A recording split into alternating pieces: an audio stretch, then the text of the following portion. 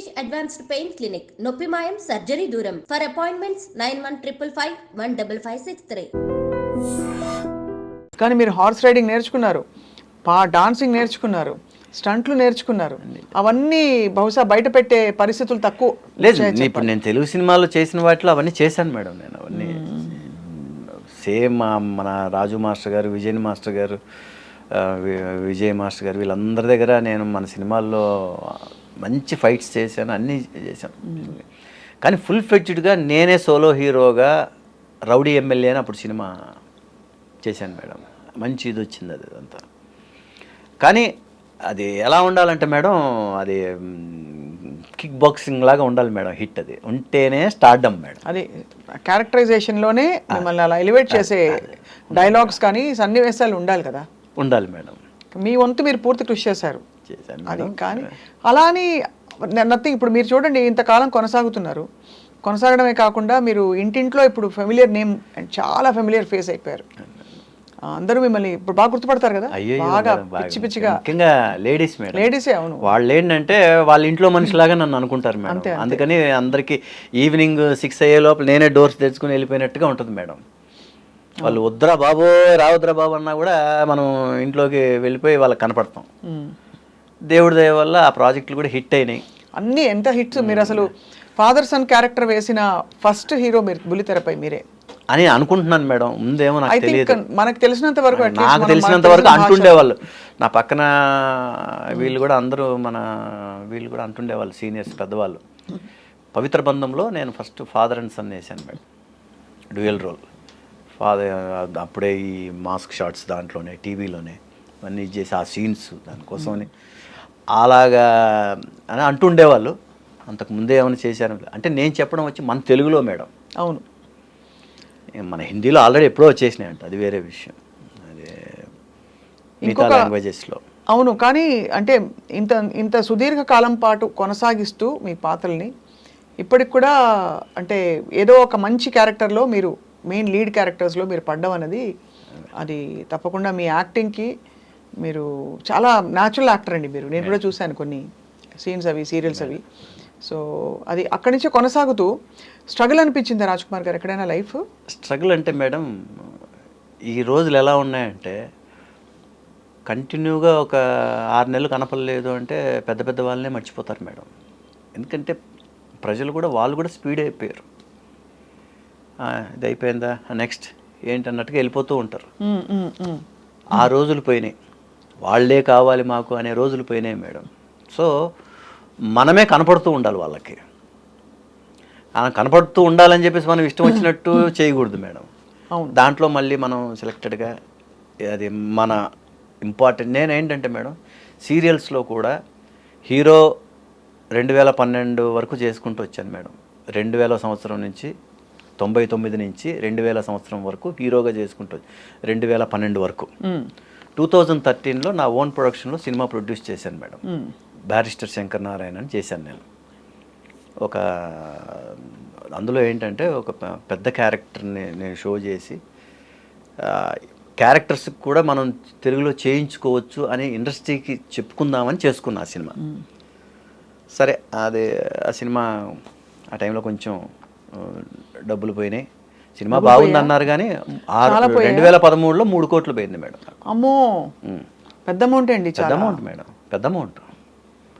ఎందుకంటే సినిమా మొదలుపెట్టిన ఫస్ట్ శుభం షాట్ దగ్గర, దాన్ని ఏమంటారు, ఓపెనింగ్ షాట్ దగ్గర నుంచి, ముహూర్తం నుంచి సినిమా రిలీజ్ చేసే వరకు పబ్లిసిటీతో సహా అన్నీ నేనే చేసుకున్నాను మేడం. అదే టైంలో కొంచెం నాకు ఈ మార్కెట్ కూడా కొంచెం డల్గా ఉండి ఇది కూడా అవ్వాల, దాన్ని ఏమంటారు,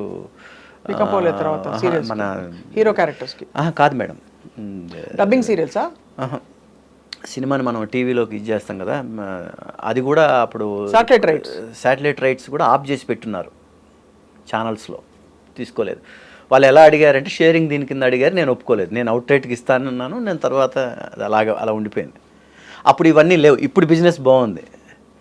ఇప్పుడు డిజిటల్ అవి ఇవన్నీ చాలా వచ్చినాయి. ఇప్పుడు 2013లో అవన్నీ లేవు. ఓన్లీ శాటిలైట్ ఉండేది అంతే మాకు. మొత్తానికి ఇచ్చారా శాటిలైట్? అది ఇవ్వాల నేను అలాగే నేను అవుట్ రేట్కి అయితేనే ఇప్పుడైనా ఇస్తాను ఓటీటీకి ఇచ్చేయండి హ్యాపీగా. ఇస్తాను. అంటే లేదు, మంచి సినిమా, ఇప్పుడు ప్రయత్నం కదండి. రెండోది మీరు ఎంత కష్టపడి పైసా పైసా కూడబెట్టుకుంటూ మీరు హీరోగా రకరకాల క్యారెక్టర్స్ చేస్తూ టీవీ సీరియల్స్లో నటిస్తూ కూడబెట్టుకున్న 3 కోట్ల రూపాయలు అంటే చిన్న విషయం కాదు కదండి. సో మరి ఆ తర్వాత మీరు క్యారెక్టర్ రోల్స్కి వచ్చేసారు. క్యారెక్టర్ రోల్స్ చేయాలని ఆ సినిమా చేశాను. సినిమా ఇప్పుడు రెండో వారానికి సినిమా లేదండి. డిస్ట్రిబ్యూటర్స్ ఎప్పుడు కూడా ఏంటంటే అండి, చిన్న సినిమా పెద్ద సినిమాలు లేని టైం చూసి చిన్న సినిమాలకి థియేటర్లు ఇస్తారు. అవును, నాకు అలాగే ఇచ్చారు. ఇస్తే ఏమైందంటే అప్పుడు పవన్ కళ్యాణ్ గారి సినిమా అత్తారింటికి దారేది ఎడిటింగ్ రూమ్లో హాఫ్ సినిమా బయటకు వచ్చేసింది. ఆయన భోగవల్లి ప్రసాద్ గారు, ప్రొడ్యూసర్ గారు, ఆయన వామ్మో ఇది మనం నెక్స్ట్ మంత్ ఇప్పుడు నేను సెప్టెంబర్ 21 రిలీజ్ చేశాను మేడం. అక్టోబర్ 12 తర్వాత 2 పెద్ద సినిమాలు ఉన్నాయి. అత్తారింటికి దారేది, వస్తావయ్య రామయ్య, జూనియర్ ఎన్టీఆర్ గారిది. ఎప్పుడైతే సగం సినిమా బయటకు వచ్చేసిందో, నేను సినిమా సెప్టెంబర్ 21 రిలీజ్ చేశాను మేడం. సెప్టెంబర్ 23 నాకు ఇంకా డేట్లు అలాగే మైండ్లో ఉన్నాయి. సెప్టెంబర్ 23 వాళ్ళది ఎడిటింగ్ రూమ్లో సినిమా బయటకు వచ్చింది, హాఫ్ సినిమా. ఆయన నెక్స్ట్ అక్టోబర్ 12 తర్వాత పెట్టుకున్న సినిమాని ఇమ్మీడియట్గా ఆయన నెక్స్ట్ వీక్, అంటే ఇప్పుడు నెక్స్ట్ ఫ్రైడే, ఇప్పుడు నేను 21 ఫ్రైడే చేశాను, నెక్స్ట్ 28 ఫ్రైడే రిలీజ్ చేశారు ఆయన. నా థియేటర్లన్నీ పోయినాయి. పెద్ద సినిమా అంటే ఇంకేముంటుంది మేడం, ఇంకేముంటుంది. అవును, సినిమా ఏమో బాగుందని చెప్తున్నారు. ముఖ్యంగా నేను ఆ ఓల్డ్ క్యారెక్టర్ని స్పెషలైజ్ చేసుకున్నాను మేడం. దాంట్లో ఆ డబ్బింగ్ చెప్పడం కోసమే 12 రోజులు అవస్థపడ్డాను అసలు. దాన్ని చేసి మనం చేసాం. సెకండ్ వీక్ బాగుంది, పబ్లిసిటీ ఏమో. తర్వాత సినిమా తీసేసిన తర్వాత కూడా 4 వారాలు ఇంకా టీవీలో పబ్లిసిటీ వస్తుంది, ప్రింట్ మీడియాలో యాడ్లు వస్తున్నాయి, కానీ సినిమా లేదు. హోర్డింగ్స్ అన్నీ అలాగే ఉన్నాయి ఇంకా అన్ని చోట్ల, స్టేట్ మొత్తం. అప్పుడు కంబైన్డ్ స్టేట్ మేడం. అవునవును కదా, అంతే. ఏంటి మేడం, ఆంధ్ర సీడెడ్, నేను మయూరి ఫిల్మ్ డిస్ట్రిబ్యూటర్స్. తెలంగాణ ఇది వచ్చేసి నైజాం వచ్చేసి కేఎఫ్సి ఎంటర్టైన్మెంట్స్, మన సునీల్ నారంగ్ గారు వాళ్ళు అనమాట, పెద్ద డిస్ట్రిబ్యూటర్స్. అవును, చేసి మనం అంత చేసి అంత పబ్లిసిటీ ఆ రోజుల్లోనే 80 లక్షలు ఖర్చు పెట్టాను మేడం. అబ్బాబ్బాబ్బా, అంత ఖర్చు పెట్టి, ఎందుకంటే చిన్న సినిమాలకి పబ్లిసిటీయే లైఫ్ మేడం. ఇప్పుడు నేను స్టార్ కాదు, మన సినిమాని పబ్లిసిటీ ద్వారానే థియేటర్ వరకు తీసుకురావాలి. పబ్లిసిటీ పెట్టాను నేను. రెండో వారానికి సినిమా ఉంటాయి కదా మేడం, రెండో వారం దాటుంటే నాకు ఓవర్సీస్ రెడీగా ఉన్నింది, శాటిలైటు రెడీగా ఉన్నింది. ఎప్పుడైతే ఇవన్నీ అయినా అన్నీ అయిపోయినాయి అలా మేడం. సినిమా థియేటర్లో తీసేశారు లేదు అన్న తర్వాత నా బాధ దేవుడికి చెప్పుకోవాలంటే ఇదిలిచ్చుకొని, ఓకే ఇది కూడా ఇది మనకు లైఫ్లో ఇది అనుకొని చాలా స్ట్రగుల్ పడ్డారు. అంటే ఎంత సక్సెస్ వచ్చిందో పక్కనే మీకు అంటే ఒకటి మేడం, తగ్గిపోయి ఇదైపోయామా ఆర్టిస్టులు అక్కడే మేడం ఉండాల్సిందే. తగ్గామంటే ఒక్కసారి ఫ్లాట్ అయిపోయి దానికోసమని వేరే అలవాట్లన్నీ నేర్చుకునేసి తాగి పడిపోయి, లేకుంటే ఇంకోటి అయిపోయి, లేకుంటే ఇంకోటి ఏదో. మనిషి జన్మ ఎంతో వాల్యుబుల్ జన్మ మేడం. అన్నీ చూసి మనం ఫేస్ చేసి దాంట్లో నిలబడితేనే ఇట్స్ ఎ గ్రేట్ థింగ్. గొప్ప స్ఫూర్తి మీరు ఇస్తున్న మాట. చాలా మంది ఆర్టిస్టుల గురించి అలా విన్నాం మనం. అదే మేడం, అవును.